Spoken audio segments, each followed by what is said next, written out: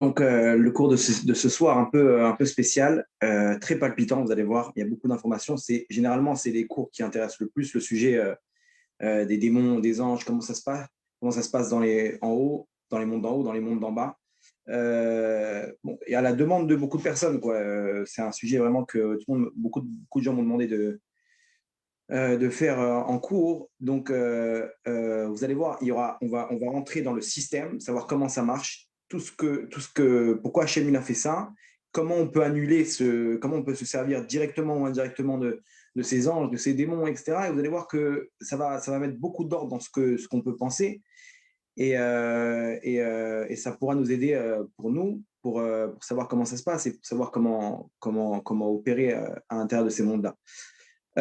Ok, donc on est parti. Accrochez vos ceintures, on décolle, ou plutôt on descend pour les démons. Vous allez voir, c'est assez sympa. Bedrat Hashem. Ok, alors on commence d'abord avec les anges. C'est quoi les anges? Un ange en hébreu, c'est un malach. Un malach, c'est quoi, hein? Si on traduit littéralement, c'est un envoyé. Un envoyé, ça veut dire que tout simplement, il est là pour faire une mission, ok, ou au monde d'en haut, ou des mondes d'en haut à en bas. Ils interviennent par rapport à. C'est-à-dire qu'ils portent le nom de la mission qu'ils ont, ok? Ils peuvent avoir une seule mission, plusieurs missions, etc. Mais en tout cas, ils sont des envoyés. On va voir dans le cours qu'il y a aussi des anges que j'ai moi-même créés. Quand je fais un acte positif, j'ai créé un ange bon. Quand j'ai fait un acte négatif, qui sont déterminés donc par la Torah, alors j'ai créé un ange qui est mauvais. Et à partir de là, il y aura une mission de cet ange-là il va exprimer cet acte-là dans les mondes d'en haut, et ils vont, en bien comme en mal, ils vont accuser, défendre, etc. Ils vont influencer dans les mondes, etc. Par rapport à la création par rapport à l'acte qui a été créé, qui a créé cet ange. Pareil pour les démons, on va voir comment ça marche. En tout cas, l'ange, il est là donc c'est un envoyé. Il va être l'envoyé de ce que j'ai créé ou de ce qu'Hachem veut me donner. Il peut intervenir, ok. Il peut prendre une apparence dans ce monde-là, ok. On peut voir plusieurs reprises dans le Tanakh, dans la Torah, on voit des interventions d'anges là-bas avec Abraham Avinu, etc. À ce moment-là, quand ils viennent dans ce monde-là, ils prennent des apparences d'hommes. Il se peut qu'on ait déjà rencontré des anges, on ne sait même pas. Et ils étaient là et on savait même pas, on a parlé avec des anges, que ce soit peut-être de façon, comment dire, de façon même indirecte, mais en tout cas, il y a des anges qui prennent ces formes-là. Ils prennent ce qu'on connaît donc avec les ailes, etc. Ça existe vraiment, sauf que dans les mondes d'en haut, ils ont plus une apparence de lumière, ils ont plus une apparence physique. L'apparence physique, c'est plus ils descendent dans ces mondes-là, plus ils se matérialisent, comme on a vu genre, ces anges-là avec les ailes, etc., qu'on décrit. Euh, Ça, c'est au niveau des anges. Alors, il y a plusieurs histoires comme ça. Quand Hachem il a besoin, il fait intervenir un ange. Il y a par exemple l'histoire avec Rabbi Shmuel Cohen Gadol, que lui, sa mère, avant de l'avoir, elle est partie au mikvé. Maintenant, à l'époque, le mikvé, il fallait aller dans les fleuves, etc., la nuit, dans le froid, à l'intérieur d'une forêt, etc. C'était des guerrières à l'époque. Ils allaient, aujourd'hui, bon, j'ai trouvé un cheveu dans le mikvé, le mikvé, c'est grand luxe. À l'époque, ils cassaient la glace pour se tremper dans le mikvé, les femmes. Et elle est partie le soir du mikvé. Et là-bas, maintenant, elle se trempe, elle s'habille, maintenant dans le noir total, etc. Elle avance, elle voit un sanglier qui passe. Maintenant, c'est bien hein, pour la gdoucha de la sainteté, si de là doit descendre une neshama, comment dire, elle doit tomber enceinte. Pour la sainteté de l'enfant, c'est bien de voir, la première vue qu'elle doit voir, c'est quelque chose de kadosh. Donc c'est bien là-bas de voir, je sais pas, un juif ou la femme là-bas généralement qui est au mikvé. Mais quand on est dans une forêt, alors c'est dangereux. Pourquoi? Parce qu'on peut voir un animal qui est impur. Et effectivement, elle a vu ce sanglier. Qu'est-ce qu'elle a fait? Elle s'est dit, bon, bah tant pis, c'est pas grave. Non, elle est retournée. Elle est retournée, elle sort, elle s'habille. Après 20 minutes, elle voit un chat passer devant elle. C'est pas possible. Ribona Shalom, elle retourne troisième fois. À la 17e fois, écoutez bien. L'ange Gabriel, il monte voir Hachem, il dit Hachem, jusqu'à quand elle va souffrir, cette pauvre femme? Jusqu'à quand elle va souffrir? Tu veux la tester, mais la pauvre, ça fait 2 heures qu'elle est en train de faire des allers-retours. Hachem lui dit T'as raison, descends et accueille-la dans l'apparence de son mari. Son mari, il est venu la chercher maintenant, il s'inquiétait, il voyait qu'elle ne rentrait pas. Il est rentré pour aller la chercher. L'ange Gabriel, il est venu, il a pris l'apparence de son mari. Et la première des choses qu'elle a vues quand elle est sortie du mikvé, une fois qu'elle s'est habillée, c'est son mari avec l'ange Gabriel. De là est sorti son enfant qui était Rabbi Shmuel Cohen Gadol, qui était un tzaddik tellement grand et tellement pur, tellement beau, que quand, à Yom Kippour là-bas, quand il rentrait au Kodesh HaKodashim, là-bas, Hachem, il se trouvait là-bas, il lui disait, mon fils, Ishmaël, béni. Il lui disait, bénis-moi. Il lui disait, bénis-moi. Hachem lui demandait de le bénir, tellement qu'il était Kadosh. Donc ici, on voit qu'Hachem, il envoie des anges. Nous, on ne les voit pas. Mais comment dire, il y a tout un système qui est caché de nos yeux. Et que si on pouvait avoir les yeux maintenant, de voir ce qu'il y a autour de nous, c'est ça, on deviendrait fou. On deviendrait fou. Comme ça, la Gemara nous raconte, la Gemara dans Brachot, elle raconte l'histoire je crois que c'était Rav Bibi Barbaye. Elle nous raconte qu'en fait, il y a un système. La Gemara raconte comment voir ce qu'il y a autour de nous.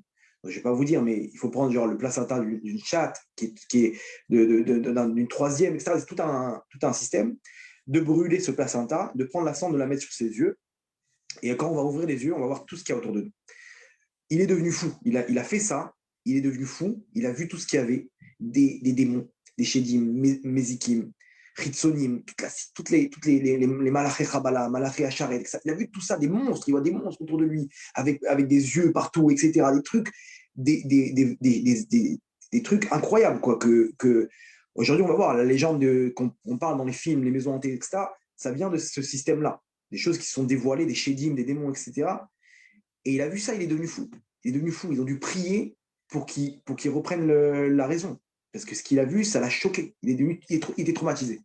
Donc, heureusement qu'Hachem, il a caché ça de nous. Malgré que les choses, elles existent, elles sont là.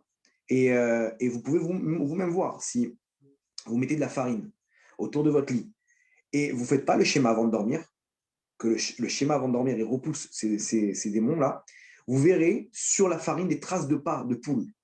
C'est des choses qui sont connues, quoi. Les gens, ils font, etc. C'est connu, etc. Ils sont là, ils ont des pieds de poule, ok. Et il y a certaines données. La Gemara nous décrit comment ils sont, etc. Et on peut voir qu'ils sont là. Maintenant, on n'a pas besoin de passer par ça. Tout le monde a au moins une histoire de comment il s'est retrouvé étranglé par quelque chose. Il s'est retrouvé avant de dormir, il se sentait étouffé, ou il a vu des silhouettes passer dans le noir. Comme ça, il a vu des objets bouger, etc. Ça, c'est l'intervention des démons. Les démons, c'est quoi? Alors, les démons, c'est du côté du mal. C'est un peu, on va dire, le bâton d'Hachem. C'est-à-dire qu'ils ont un monde à part entière. Ces mondes-là, ce n'est pas les mondes d'en haut comme les anges, ok? Parce que même les mauvais anges, ils vont dans les mondes d'en haut, ok? Là, ici, on parle plutôt de mondes d'en bas. Ok, dans les profondeurs de la Terre, il y a des mondes spirituels aussi. Le Zohar il nous décrit, comme Arca, etc. C'est des mondes où vivent ces démons-là. Ils reviennent en surface, ils ont une vie à part entière. Ils s'accouplent, ils ont des enfants, etc. Ils vivent normal, mais ils sont là, en fait, pour établir le mal dans le monde. Dès qu'il y a besoin de faire du mal, Hachem, il les appelle, et ceux qui réalisent qui font l'opération. Okay, donc, c'est un peu le bâton d'Hachem, c'est eux qui instaurent la rigueur dans ce monde-là. Pourquoi Hachem a fait ce système-là? Pour qu'on ait peur. Pour qu'on ait peur de se dire qu'il y a des règles dans ce monde. Que quand on fait ce qui est écrit dans la Torah, alors tout se passe comme il faut. Sinon, il y a ce qu'on appelle des interventions. Et généralement, vous demandez aux gens, les gens, ils ont peur de ça. Ils ont peur de ça et c'est ce qui donne un peu la force aux gens de pouvoir se dire que ce monde-là, on ne peut pas faire ce qu'on veut. On ne peut pas faire ce qu'on veut. Et effectivement, vous ne mettez pas de mezouza chez vous, vous allez voir des silhouettes passer, vous allez voir des objets peut-être bouger. Il y a plusieurs règles qu'on nous dit. Où est-ce qu'ils se trouvent? Dans les océans, dans les endroits déserts. Une maison qui est abandonnée, ils vont s'installer là-bas. Ils vont s'installer là-bas, surtout s'il y a des avérotes. Un endroit où il y a beaucoup d'avérotes, c'est là-bas qu'ils aiment. Ils aiment là-bas où il y a de l'impureté, c'est là-bas qu'ils s'installent. Et ils vont dans des ruines. Donc tout ce qu'on connaît maintenant, les maisons hantées, etc., ça existe. Ça existe, sauf que les gens, les goïms, ça, ils voient ça comme des fantômes. J'ai vu un genre de fantôme passer. Des fois, même dans des caméras de surveillance, on voit des visages comme ça se faire, des photos comme ça, arrêt sur image. On voit une genre de tête comme ça. Des têtes qui se forment. C'est des démons qui sont là, que des fois, on arrive dans la photo à les attraper. Ils m'ont montré à la synagogue de Youdalef, où je donnais cours. Le matin, ils m'ont montré là-bas, il y avait une Artnassat Sefer Torah. Et là-bas, il y avait une photo où ils étaient deux, trois comme ça, en train de se prendre dans les bras, et il y avait le foulard du Sefer Torah. Maintenant, juste à côté d'eux, le foulard, il a pris la forme d'un visage. On voit une silhouette, mais c'est choquant, c'est une photo. Cette photo-là, elle existe. Elle a fait le tour des rabbinim, ils ont tous confirmé que effectivement, c'est un démon. Il y a une silhouette ici, il y a eu, je ne sais pas ce qui se passait là, il y avait une présence quelque part dans cette Arnazat Sefer Torah, et on voit la silhouette, c'est incroyable. On voit aussi des images comme ça dans des caméras infrarouges, etc.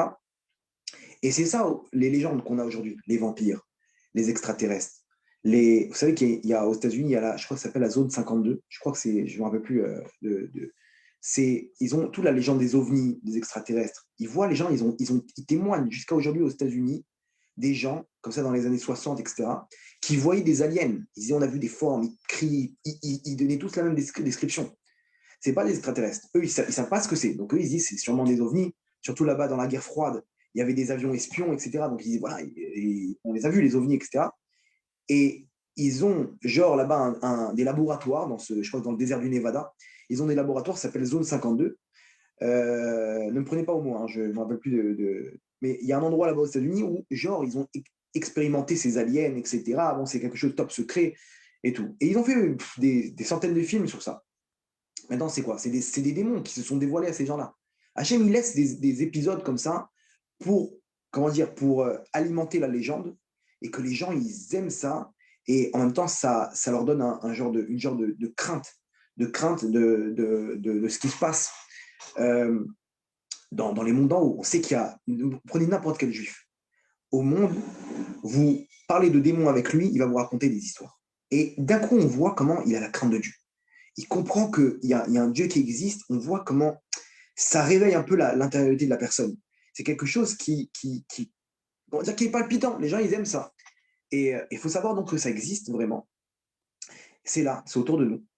Ils adorent intervenir. Ils adorent se mêler. Ils adorent. Il ne faut pas rentrer en guerre avec eux.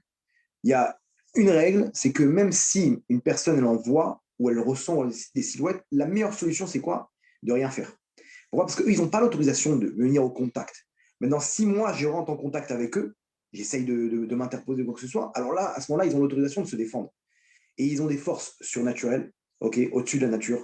Ils peuvent faire des choses incroyables. Ils peuvent fermer claquer des volets en plein milieu comme ça et faire peur aux gens. Ils adorent faire peur. Il y a même là-bas un groupe de démons qui s'appelle les Matsrikim, les blagueurs, qui sont traduits littéralement. Qu'est-ce qu'ils font ceux-là? Ils adorent faire peur aux gens dans les rêves. C'est eux qui font des mauvais rêves, les cauchemars. C'est des démons qui viennent comme ça dans la Neshama, qui se trouve maintenant, qui est monté dans les mondes d'en haut, qui lui envoie le cauchemar. Comme ça, la Gemara dit qu'il y a des vrais rêves qui sont faits par l'intermédiaire d'anges et des mauvais rêves qui sont faits par l'intermédiaire de démons. Donc, ils se mêlent. On peut voir aussi, on peut les voir. Je vais vous dire à quel moment. J'ai une personne juste avant de s'endormir. Juste avant de s'endormir, elle peut voir des visages comme ça arriver et repartir, etc. Des trucs qui font peur. Elle sent plus, tétanisée, elle n'arrive plus à bouger. Ça arrive généralement le vendredi soir. C'est quoi ça? C'est qu'en fait, la personne, quand elle commence à s'endormir, la neshama, elle monte. Donc en fait, elle a un niveau à moitié dans son corps, à moitié en dehors du corps. Parce que vous savez, quand la personne elle s'endort, son âme, elle monte. Donc il se trouve un niveau entre les deux, entre le monde matériel et le monde spirituel. Et à ce moment-là, il peut entrevoir des choses spirituelles. Donc des démons, etc. Il peut voir des choses comme ça. Combien d'histoires des gens qui sont retrouvés étranglés contre un mur? Ils ne savent même pas ce que c'est. Ils s'est retrouvé étranglé, le mec. Il s'est retrouvé tétanisé, il ne peut plus bouger. Tu lui dis, mais bouge. Rien à faire. Il n'arrive pas. C'est des interventions qui viennent. Généralement, quand une personne, sa neshama, elle n'a pas la protection qu'il faut, alors à ce moment-là, ils peuvent intervenir. Ils peuvent toucher ces gens-là, leur faire du mal. Et on va voir qu'aujourd'hui, toutes les épreuves qu'on a, tout le mal qu'il y a dans le monde, c'est eux qui font. C'est ces Shedim-là. Donc, il y a plusieurs noms. Hein. Il y a plusieurs noms. Je ne vais pas rentrer dans les détails, mais il y a ce qu'on appelle les Shedim, les Mazikim, les Chitsonim, les Klipot, les Malaché Rabala, etc. C'est toute une bande. Ok. Chacun, il a sa caractéristique, mais c'est eux, tout le mal qu'il y a au monde, c'est eux qui font. Ceux qui en sont les responsables. Donc, ça, c'est au niveau des démons, de pourquoi ils sont là. Ok. Non, ce qu'ils font ici, ils ont leur vie, ils ont leur monde, et, ils vont, comment dire, ils vont même embêter les goïms, etc. Ils adorent. Il y a des endroits où ils se retrouvent, des maisons où il y a personne, des synagogues où il y a personne aussi. Ils adorent les synagogues vides. Les synagogues vides, ils adorent. Pourquoi? Parce que là-bas, comme il y a beaucoup de sainteté, alors ils aiment bien aussi puiser de la sainteté pour eux, qui leur donne de la vitalité. Comment faire maintenant? Alors quoi? On va se laisser faire. S'ils viennent maintenant dans une maison, etc. Alors, il faut savoir, il y a une chose qu'ils détestent. C'est le Zohar. Le Zohar, c'est quoi? C'est une langue qui est, donc c'est les secrets de la Torah avec la langue qu'ils comprennent. C'est quoi la langue des démons? L'araméen. L'araméen, le Zohar, il est qu'en araméen. Maintenant, c'est des louanges Hachem tellement hautes euh, et avec les secrets qui sont une lumière tellement grande qu'ils ne supportent pas entendre ça. Ils fuient. C'est pour ça. C'est pour ça que quelqu'un, quand il débarque dans une maison, maintenant, tu ne sais pas ce qu'ils ont fait dans cette maison. Ils ont peut-être fait des avérotes terribles. Donc ici, c'est peut-être plein de forces du mal. Quand on s'assoit 10 personnes et qu'on lit le Zohar, ok, chacun un petit peu, là-bas, là-bas, on libère la maison. À ce moment-là, ils supportent pas, ils s'en vont, ils déménagent. Ils étaient installés, tranquilles. Des fois, il y a des problèmes. C'est pour ça que des fois, on dit Meshane Makom, Meshane Mazal. Des fois, l'endroit où on se trouve, il y a plein de démons qui ils massacrent le Mazal d'une personne. C'est bien de déménager, de changer d'endroit. Pourquoi? Parce que, ou de ramener 10 personnes et de mettre un coup de Zohar, d'organiser des cours à la maison. Quelqu'un qui organise un cours chez lui, il ne se rend pas compte à la fin du cours, maintenant il y a 5, 6 personnes, 10 personnes, à la fin du cours, il finit avec un Kaddish ou même avec un Birkat Amazon, avec un Zimoun, il a nettoyé la maison. Il a nettoyé sa maison. Quelqu'un, une fois par semaine, qui fait un cours chez lui, il ne se rend pas compte de l'importance que ça peut apporter pour lui, pour son couple, pour sa parnassa, pour ses enfants, dans tous les domaines. Parce que vous allez voir là-dessus, vous allez voir que c'est ça qui nous influence dans le mal. Cette présence-là, des forces du mal, c'est ça qui nous suit, qui nous accompagne et qui nous tire vers le bas. Et qui nous pourrissent toute notre vie par rapport aux mauvaises influences. Dans le bien comme dans le mal. Donc, le Zohar, l'étude de la Torah, les Pitoum Aketoret. Pitoum Aketoret, c'est les encens là-bas, le passage des encens qu'on lit. Ok. Si on lit ça, ça c'est quelque chose qui fait fuir aussi les forces du mal. Si on lit ça maintenant, on fait 7 fois le tour de sa maison avec 10 personnes et chaque fois qu'on fait le tour, on lit le Pitoum Aketoret, vous ne vous rendez pas compte de la protection qu'on apporte à sa maison. Une protection énorme.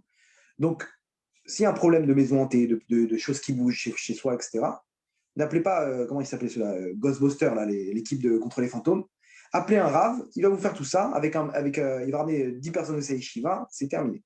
Si ça revient, c'est que là, il y a quelque chose de très très fort, des forces qui sont très très grandes, il vaut mieux déménager et laisser les trucs. Mais ça existe. Tous les goïms, comme ça, ils parlent en France, là-bas, la dame blanche, en plein milieu d'une autoroute, ils voient des silhouettes, des accidents là-bas, au même endroit. Et ils appellent ça comment ça s'appelle, la dame blanche, des trucs comme ça, des trucs bizarres. C'est tous les mêmes trucs, des vampires, c'est des trucs qui existent, des loups-garous, etc. Vous savez, tout ce qu'il y a comme histoire, les sirènes, ça existe, c'est dans la Torah. Il y a même le monde des nains. Le Zohar, il amène qu'une fois Rabbi Nehorai, Rabbi Nehorai, il était sur un bateau. Là-bas, il y a une tempête, ils sont tombés du bateau, lui et un autre. Ils sont arrivés dans un monde parallèle, sous la mer, qui est un monde de nains, des démons qui sont nains. C'est un monde de nains qu'ils ont pu voir. Nous, maintenant, on va chercher, on ne va pas les trouver. C'est-à-dire que c'est spirituel. Dans les mondes d'en bas, c'est que s'ils se dévoilent à nous qu'on peut les voir. Ou que nous, on a une vue, on peut voir ces choses-là comme les grandes tzadikim.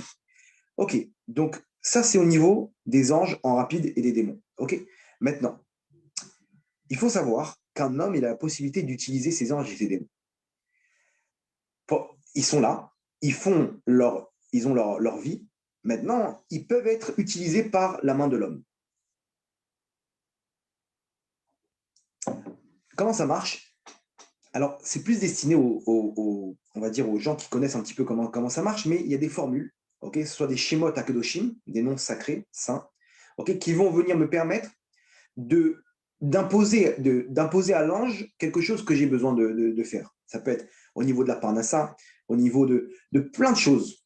Les tzadikim, ils connaissent avec la Kabbalah quels sont les anges maintenant, alors par l'intermédiaire de tsukim et de formules, etc., par l'intermédiaire du nom de cet ange-là, comment prendre cet ange-là et l'utiliser pour faire une mission. C'est tout ce qu'on voit dans la Torah, des choses au-dessus de la nature. Sachez que c'est les tzadikim qui ont utilisé en fait des noms sacrés pour pouvoir, par l'intermédiaire d'anges, de faire des miracles. Il faut savoir qu'ils peuvent aussi utiliser des démons. Mais les tzadikim, ils n'utilisent pas de démons. Rarement, très rarement, ils utilisent des démons. Ils utilisent plutôt les anges. Maintenant, ceux qui sont dans les forces du mal, certains sorciers, eux, ils ont les formules des schémas qui sont tmeim, des noms qui sont impurs, qui vont permettre aux sorciers de capturer des démons et d'utiliser le démon pour faire une mission. C'est-à-dire, en fait, toute la sorcellerie, ça existe. Mais ce n'est pas une force en soi. C'est l'utilisation des démons par l'intermédiaire de ces sorciers. Et regardez comment c'est intéressant. C'est quoi la formule classique qu'on connaît des sorciers? Abracadabra. Formule magique, là-bas, tout le monde connaît. Abracadabra. Abracadabra, faut savoir, c'est de l'araméen. Parce que ces formules-là, elles sont en araméen, puisque la langue des démons, c'est l'araméen. Donc, les sorciers, aujourd'hui, on prend un sorcier, je ne sais pas, un marabout, il va sortir des formules qu'il a reçues, c'est de l'araméen. Il capture des démons et il permet maintenant de faire des choses aux gens. Maintenant, c'est quoi abracadabra? Abra, c'est Evra, livro, c'est créer. Kadabra, dibour, comme le dibour, comme ma parole. Je vais créer selon ma formule. Ça existe, c'est-à-dire que c'est quelque chose, mais dans quelle formule? Il commence avec abracadabra et il fait sa formule. Ça existe vraiment. Mais cette formule-là, elle va permettre d'attraper le démon qui va correspondre à faire son tour de sorcellerie. C'est-à-dire que maintenant, il peut prendre le démon et avec la formule qu'il va utiliser, ce démon-là, il va le faire lever une voiture devant tout le monde, devant un public, etc. Il y a des magiciens comme ça. On ne sait pas comment ils font. Ils utilisent les forces du mal, les démons, avec des formules qui se transmettent de sorcier en sorcier. Donc ces sorciers-là, ils ont reçu ça. D'où ils ont reçu ça? C'est intéressant. La source, c'est Abraham Avinu. Abraham Avinu, il faut savoir qu'avant de faire tchouva, il a cherché toutes les forces, les idoles, etc. Les idoles, elles n'ont pas de force en elles-mêmes. C'est des forces du mal, des démons, etc. Maintenant, il a connu, il a découvert ces formules-là, il a analysé jusqu'à qu'il a découvert Hachem, et là, il a tout lâché. Il connaissait tout ça. Il a marqué qu'il a transmis aux enfants de Ketura. C'était qui Ketura? Ketura, c'est Agar, donc la mère de Ishmaël, sa servante qu'il a pris comme épouse. Là-bas, une fois qu'il a chassé, à la fin, quand Sarah est morte, il a récupéré. Il s'est marié avec elle, elle avait fait tchouva, etc. C'est là qu'on l'appelait Ketura, parce que ça vient de Ketoret. Ketoret, c'est l'encens. C'est la fin de tchouva qui est montée comme une encens auprès d'Hachem. Ils ont eu encore des enfants. Ces enfants-là, Abraham, il leur a transmis tous les noms impurs et il les a envoyés là-bas, il est marqué à l'Est, dans les pays de l'Est. Donc, de Israël, les pays de l'Est, c'est quoi? C'est tout l'Asie. Aujourd'hui, les Asiatiques, les Chinois, les Japonais, etc., les Tibétains, les moines, ça, ils arrivent à faire des choses, les fakirs et tout, qu'ils ont reçu de leurs ancêtres qui étaient ces enfants-là d'Abraham. Abraham, il savait que ce n'était pas pour nous, c'est pour ça qu'il leur a donné. Non, il n'a pas annulé ça, parce qu'on a besoin de cet équilibre dans le monde, entre les forces du bien et les forces du mal. On a besoin de cet équilibre. Donc il a envoyé ça au loin pour que les Israël ne touchent pas à ça. Regardez les Tzara, ce qu'il fait. Il prend les Israéliens, il les amène en Asie, carrément. Là-bas au Tibet, au truc, en Thaïlande, etc. Et ils sont frottés à ces forces du mal. Regardez comment Abraham, il a voulu éloigner tout ça, et les Israéliens, ils vont jusqu'à là-bas. Bon, ils découvrent là-bas les forces spirituelles dans le mal. Généralement, ça les ramène aux forces du bien, aux forces spirituelles dans le bien. Mais pareil, les marabouts en Afrique, tout ça, ils font des trucs, ça marche. Il y a des voyants aujourd'hui. Ma tante, elle était mariée avec un goy quand il est parti, quand il a quitté ce monde. Elle était inquiète et tout. On lui a parlé d'un voyant en France. Quelqu'un, il voit des choses incroyables, boule de cristal, je sais pas, etc., dans un genre comment ça, de gitan et tout. Et on a dit, il peut, non, comme il est parti précipitamment, son mari, subitement, comme ça, il devait l'opérer, ils ont raté, il y a eu ça s'est aggravé, il est mort. Elle voulait savoir est-ce que tout se passe bien, etc. Donc on lui a dit, cet homme-là, il voit des choses terribles. Elle est partie le voir et il lui a dit, ton mari, il va bien, il veut pas qu'on le dérange. Et la preuve, c'est quoi? C'est qu'on lui a mis dans sa veste, là-bas, quand il avait, dans l'habit qu'il avait, sa veste de costume, avant de l'enterrer là-bas, il était habillé et tout, son beau-fils, il a écrit une lettre qu'il a mis dans la poche. Il lui a dit là-bas, le voyant, il lui a dit, sache que ça l'a beaucoup touché la lettre qu'il a écrit ton beau-fils. D'où il peut savoir. Ils sont partis voir, il a écrit une lettre. Maintenant, c'était entre lui et le mort, quoi. Effectivement, il a dit oui, j'ai écrit une lettre. Donc, il leur a dit ne me dérangez plus, etc. Comment Ma mère m'a raconté ça, elle m'a dit attends, il y a des gens comme ça, comment c'est possible? Comment c'est possible quoi? C'est ça, peut-être qu'on peut utiliser ces gens-là ou pas? Je dis non, ça c'est les forces du mal. Un juif, il doit s'éloigner ça de toutes. Ça existe, comme on a expliqué maintenant. Ils peuvent prendre un démon, aller voir telle personne, telle qui est morte, elle lui raconte tout ça, le démon il revient, etc. Il utilise des formules et tout, ça marche. Mais un juif, il ne doit pas utiliser ça. Pourquoi? Parce que le démon, tu l'utilises, une fois que tu n'as plus besoin de lui, il te dit attends, maintenant moi j'ai besoin de toi. Et il te fait faire des avérotes, il peut massacrer la vie d'une personne. Il peut massacrer la vie d'une personne. Entre parenthèses, même un ange. Il y a des gens aujourd'hui qui étudient un petit peu la Kabbalah, etc. Ils voient ces formules-là, ils commencent à faire bouger des trucs. Je rappelle, mon Rav, il m'a raconté, il me disait c'est très simple. des 3 formules, tu peux ouvrir le volet, le fermer en 2 secondes. Il y a des faux Mekoubalim aujourd'hui, des gens qui se prennent pour des grands sadikim, ils vont ils vont montrer à la personne, dire, ah, tu vas rentrer chez toi, tu vas voir sur le plan de travail un verre de vin, ok, rempli de vin, un verre de kidouche rempli de vin. Tu sauras que ça vient de moi. Comment il a fait? Il a utilisé un ange avec des formules qui a amené ce verre-là, etc. Il peut te faire voler son bureau devant tes yeux. Ça ne veut pas dire que c'est un tzaddik. Il connaît des formules. Il connaît des formules. Un tzaddik, c'est quoi? C'est quelqu'un qui est dans la Torah, les mitzvot. Mais qui me fait lever des choses, etc. Ça ne veut rien dire. Aujourd'hui, les gens, ils sont naïfs. Dès qu'ils voient un petit tour de magie, ouais, c'est un grand tzaddik. C'est faux et archi faux. Ça ne veut rien dire. Généralement, dès qu'il y a de l'argent, il y a beaucoup d'argent en plus, etc. C'est du business, ça ne veut rien dire. Maintenant, le problème, c'est quoi? C'est qu'on peut utiliser ces anges même. Mais le problème, c'est que nous, on n'est pas de tzadikim. Si on utilise un ange, l'ange va dire que maintenant, moi, j'ai une mission. Tu m'as interrompu de ma mission, il se venge. C'est tout ce qu'il y a aujourd'hui, les gens qui sont dans des asiles de fous, etc. C'est des gens qui ont côtoyé ces forces-là et ils ont attrapé leur neshama. Leur neshama, elle est contrôlée, ces gens-là, ils sont fous. Du jour au lendemain, ils ont perdu la tête. Dans les asiles de fous aujourd'hui, les 3 quarts des personnes, c'est des gens qui sont fait attaquer par ces forces-là.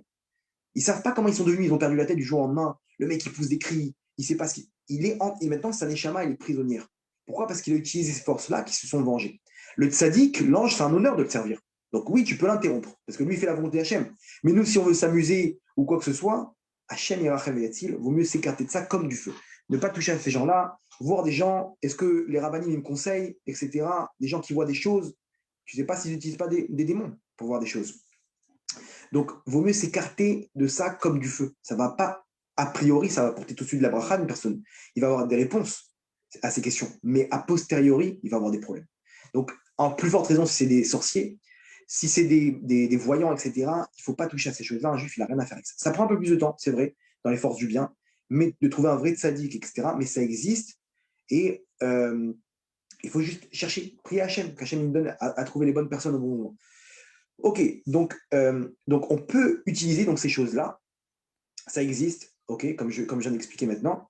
Et d'ailleurs, c'est intéressant, mais pendant les diplés, en fait, on peut analyser les diplés. C'est exactement la guerre qu'il y avait entre Moshe et Aaron et Paro et ses sorciers. Là-bas, c'était la guerre entre les anges et les démons. Comment? Imaginez-vous que les sorciers, ils connaissent tous ces démons. Comment ça marche? Ils savent comment les capturer, comment les utiliser. Moshe, il débarque avec son bâton et il vient, il leur dit, je vais vous prouver que maintenant, je suis quelqu'un de grand. Il jette le bâton il se transforme en serpent. Là-bas, imaginez-vous dans la salle, fou rire général. Tous les sorciers, ils se tapent des barres. Moshe, il ne comprend pas. Hachem, il lui dit, t'inquiète pas, tu vas leur montrer ceci, là, ils vont craquer. Moshe, il jette le bâton, il voit le bâton se transformer en serpent. Lui-même, il a eu peur à ce moment-là quand Hachem lui l'a montré. Les sorciers, ils s'éclatent de rire. Maintenant, il y a les sorciers, ils appellent les enfants, les apprentis, les enfants des sorciers. Il dit, vas-y, prends un bâton et montre-lui. Tu vois le petit, il prend un bâton, il le jette, il se transforme en serpent. Il fait une formule, il se transforme en serpent. Moshe, il devient fou. Qu'est-ce qui se passe? Tu fais arnaquer par Hachem ou quoi? Hachem, il me dit, va, tu vas leur montrer ça, ils vont se calmer. Et il voit un gosse sorcier comme ça, un apprenti sorcier. Son père, il lui a pris 2, 3 formules, il prend un bâton, tout le monde savait faire ça. C'était une blague, ce qu'il a fait Moshe, c'était une blague. Il y a eu un fou rire général dans la salle. Alors, Paro, il a même pas fait cas de l'histoire. Maintenant, qu'est-ce qui se passe? Il voit le serpent de Moshe qui commence à manger les autres serpents, des autres bâtons. Que là-bas, ils ont fait le sort, le tour de magie, le tour de magie, de sorcellerie, et il voit le serpent qui bouffe les autres serpents. Là, les sorciers, ils sont calmés, ils sont attends, il y a un problème là. Le serpent, le bâton qui se transforme en serpent, c'est un démon qui prend le serpent, qui fait une illusion d'optique, et qui prend le bâton, qui fait une illusion d'optique. C'est pas vraiment un serpent, c'est un bâton. Maintenant, Moshe, il a dû faire pareil. Maintenant, comment c'est possible que son serpent, qui est en fait un bâton, il avale les autres bâtons? Vous comprenez? C'est une illusion d'optique. Il ne peut pas faire quelque chose que techniquement un bâton ne peut pas faire. Un bâton ne peut pas avaler un autre bâton. Donc oui, il peut nous montrer cette image de serpent, mais il ne peut pas avaler l'autre bâton. Et là, les sorciers sont calmés. Ils disent, ouais, il se passe quoi là? C'est pas les mêmes tours de magie qu'on connaît. C'est pas les mêmes démons. Là, ça les a refroidis. Et là, Moshe, il a compris qu'Hachem, en fait, il avait un peu testé dans la Emouna. Et il a vu en fait, il y avait quelque chose. Il y a marqué là-bas que même Paro, même ça, l'Ochat El Libo. Il n'a même pas fait cas aussi. Pourquoi? Je veux dire pourquoi. Parce qu'il a pu se dire, que, en fait, depuis le début, Moshe, il avait un serpent entre les mains qu'il a transformé par un sort en bâton. Et il leur a fait croire qu'il a transformé le bâton en serpent. Donc en fait, le serpent, oui, il peut manger les bâtons à ce moment-là. Vous comprenez? Il aurait pu il aurait pu leur faire un coup inverse. Donc Paro, il a basé, il dit rien du tout. Après, là-bas, on voit il transforme l'eau en sang. Là-bas, qu'est-ce qu'ils font les sorciers? Ils disent, c'est quoi? Une illusion d'optique. On va te la faire, une illusion d'optique, il n'y a pas de problème. Et là-bas, avec les démons, ils prennent l'eau et on voit qu'elle se transforme en rouge. Et c'est ce qu'ils montraient à Moshe. Jusqu'à qu'ils arrivent au Kinim. Les Kinim, donc c'est les poux, ok, ils ont toutes des petites bêtes comme ça, les acariens, des poux, des trucs, etc. Là-bas, ils voient que Moshe, il arrive à contrôler les poux. Maintenant, eux, ils ne peuvent pas faire ça. Pourquoi? Les démons, comme on a dit, ils ont des pieds de poule à trois doigts comme ça, comme des poules. Maintenant, les démons, ils n'ont pas le contrôle sur les choses qui sont minimes. Pourquoi? Parce qu'une poule, avec trois doigts, ok, comme ça, elle ne peut pas attraper les choses qui sont précises, qui sont petites. Pour ça, il faut le pouce. Vous êtes d'accord que si je veux attraper quelque chose de tout petit, j'ai besoin du pouce. Avec trois doigts comme ça, je peux attraper que des choses qui sont plus ou moins grosses. Mais précises, la précision, elle vient du pouce. Maintenant, quand Moshe il contrôle les kinim, qui sont minimes, qui sont miniatures, ça veut dire qu'ici, ce n'est pas les démons. Ils sont devenus fous à ce moment-là. Ils ont dit quoi? Etzba Elohim, ça c'est le Dieu d'Hachem. C'est le doigt de Dieu, pardon. C'est le doigt de Dieu. Pourquoi? Parce que là, il faut un doigt en plus pour contrôler ces choses qui sont minimes. C'est ça, ce doigt-là, le pouce. Ce doigt-là, c'est le doigt de Dieu que lui, il contrôle les poux. Là, ils ont compris que Moshe, c'était pas des Chédim. C'était Dieu. Et là, ils se sont calmés à tel point que quand ils sont sortis d'Égypte, ils ont voulu découvrir cette force qui est Dieu. Et c'était eux le Erevrav. Le Erevrav, c'est les Khartoum et Mitzrayim, les sorciers d'Égypte. Donc, on peut voir les diplés, c'est exactement là-bas dans le dialogue entre les sorciers et Moshe, c'est exactement ce dialogue-là. L'histoire, l'Agma, elle ramène aussi l'histoire d'un Tana, d'un Rav, qui avait acheté là-bas en Égypte un âne. Et là-bas, sur la route, il voit que l'âne, il avait besoin de boire de l'eau. Il arrête sur un fleuve pour boire. Dès qu'il est rentré en contact avec l'eau, l'âne, il s'est transformé en chèvre. Je n'ai pas compris. D'un coup, imaginez où il avait toutes les affaires, les machins, d'un coup, il se retrouve avec une chèvre. Il est parti au Beth Amidrash, il a dû tout porter lui-même avec sa chèvre. Il arrive au Beth Amidrash, il lui dit regarde ce qui m'est arrivé. J'ai acheté un âne, etc. L'autre, il lui a dit t'as acheté où? Au chouk là-bas, au marché là-bas en Égypte. Ah, c'est plein de sorciers là-bas. Ils t'ont arnaqué. Avec des chédim, ils t'ont vendu la chèvre, un âne, ils t'ont vendu un âne. Ils ont vendu 10 fois le prix de la chèvre. Maintenant, il faut savoir que l'eau, elle annule le sort. L'eau, elle annule le sortilège de la sorcellerie. L'eau, elle a le contrôle sur ça. Elle peut faire évacuer la sorcellerie. C'est pour ça, regardez comment c'est intéressant, l'histoire des migvés. Quand un homme il se trempe au migvé, il enlève sur lui toutes ses forces du mal. Il ne supporte pas le migvé. Maintenant, il faut se plonger à l'intérieur. Imaginez où il y a un cheveu qui n'est pas rentré à l'intérieur, les forces du mal, elles se concentrent dans ce point-là. Dès qu'il ressort, elles rentrent en lui. C'est vrai qu'une femme, elle doit là-bas, il y a une autre qui surveille si elle est rentrée jusqu'au bout. Tous ses cheveux, parce que sinon, il suffit qu'il y ait une chose qui ne soit pas en contact avec l'eau, et toutes ces forces du mal, elles peuvent se concentrer là-bas à ce point-là. Donc, c'est pour ça qu'elle doit avoir aucun maquillage, etc. Toutes choses qui peuvent faire écran avec sa peau. Là-bas, elle se trempe, et c'est pour ça que c'est le migvé, c'est hyper intéressant. Là-bas, l'agma, elle ramène plein de choses qui annulent la sorcellerie. Aussi, quand il faut qu'ils aient un contact avec le sol. Un sorcier, pour faire ses tours de magie, de sorcellerie, il faut qu'il ait un contact avec le sol. Sinon, il ne peut pas contrôler les démons. Le sol, c'est là où il y a les forces du mal. Il faut qu'il soit en contact. Si tu le décolles du sol, sa sorcellerie, elle ne marche pas. Là-bas, il y a une histoire avec je crois que c'était, je ne me rappelle plus quel Rav, Rabbi Shimon ben Shattar, je crois. Là-bas, il y avait des sorcières à Ashkelon. Okay, il fallait les neutraliser. Maintenant, il y a marqué Mechashefa Lotechali. Il y a une mitzvah de se débarrasser de la sorcellerie. Maintenant, il y avait des sorcières là-bas dans une grotte à Ashkelon. Ils ne savaient pas comment les neutraliser. Parce que là-bas, elles étaient armées jusqu'aux dents, avec des sortilèges, des sorcelleries incroyables. Et ce qu'il a fait, c'est qu'il a réuni, elles étaient 40, je crois, là-bas, ou une trentaine, je ne me rappelle plus. Il a réuni 30 bonhommes, des forts. Ils sont arrivés dans la nuit. Il leur a dit chacun, vous devez attraper une sorcière et les lever du sol. Dans la nuit, elles étaient en train de dormir. Chacun, il a levé les sorcières. Elles sont venues pour riposter. Elles n'avaient plus de force. Parce qu'elles n'étaient pas en contact avec le sol. Bref, il y a plein d'histoires sur les démons, comment ça marche, etc.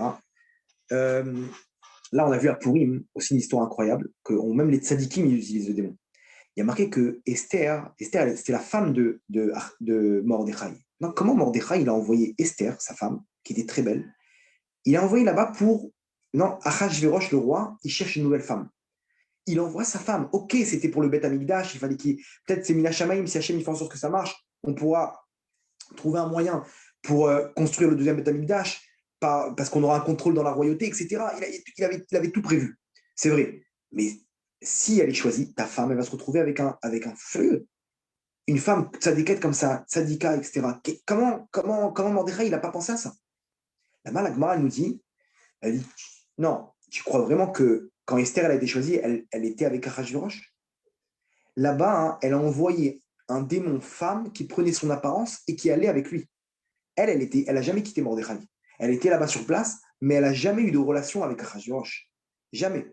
Juste à la fin où elle a dû aller d'elle-même, etc. Mais là-bas, le Zohar, il dit, Chaz et Shalom, de croire qu'elle est partie avec ce fou furieux. Alors qu'est-ce qu'elle a fait? Par l'intermédiaire d'un Shem Kadosh, d'un nom sacré, Shem Ameforash, elle a, écoutez bien, elle a capturé le côté mauvais qui est en elle, son Yetzerara, ok, qui s'est transformé, qui s'est matérialisé en démon, femme, qui avait donc son apparence, et c'est elle qu'elle a envoyée chez Achashverosh.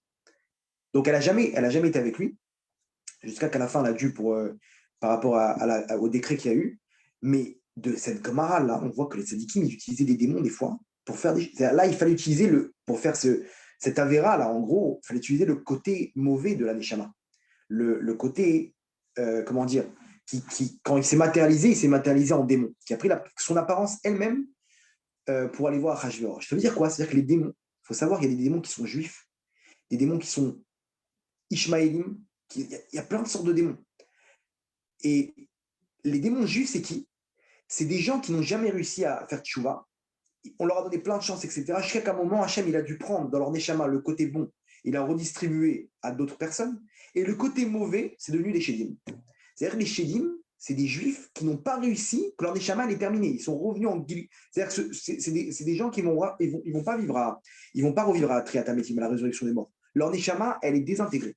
Le bon côté de leur neshama, il a été distribué. Le mauvais côté, il s'est transformé en Shedim, en démon. D'ailleurs, il y a des démons juifs, c'était des juifs avant, qui n'ont pas fait ce qu'il faut, et que le mauvais côté de leur neshama, il s'est matérialisé en démon.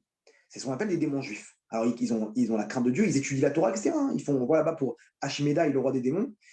Et là, il a tout un emploi du temps où il étudie la Torah, etc. Truc incroyable, quoi. Ok, maintenant, donc ça, c'est pour les tzadikim. Ok, donc vous allez me dire, attends, t'es marrant, mais qu'est-ce que ça m'importe, moi, de savoir qu'on peut utiliser. Moi, je peux les utiliser, je ne peux pas les utiliser. Très bien, c'est vrai. Ça, c'est juste pour savoir un petit peu comment ça marche. Directement, disons qu'on ne peut pas les utiliser. Alors, il faut savoir que nous, indirectement, on peut les utiliser. Dans le bien comme dans le mal. Comment ça marche? Alors, on a expliqué un peu les démons, comment ils sont créés, mais les anges, comment ils sont créés? Il faut savoir que il y a des anges du bien et des anges du mal. Les anges du mal, ce qu'on appelle les malaché chabala.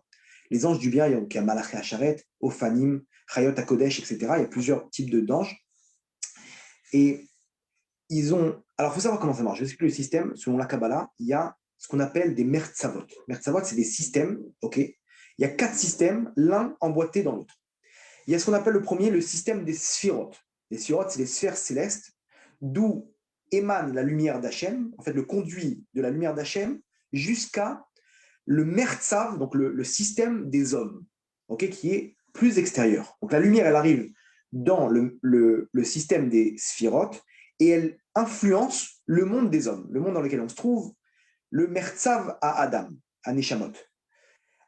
Après ça, on a une influence, c'est-à-dire l'homme, il reçoit cette lumière, il peut décider ce qu'il fait avec cette lumière, du bien ou du mal. Ce bien ou ce mal, il va influencer les mondes qui sont à l'extérieur du Mertzav à Neshamot, donc du système des Neshamot, qui sont le Mertzav à Malachim, le monde des anges.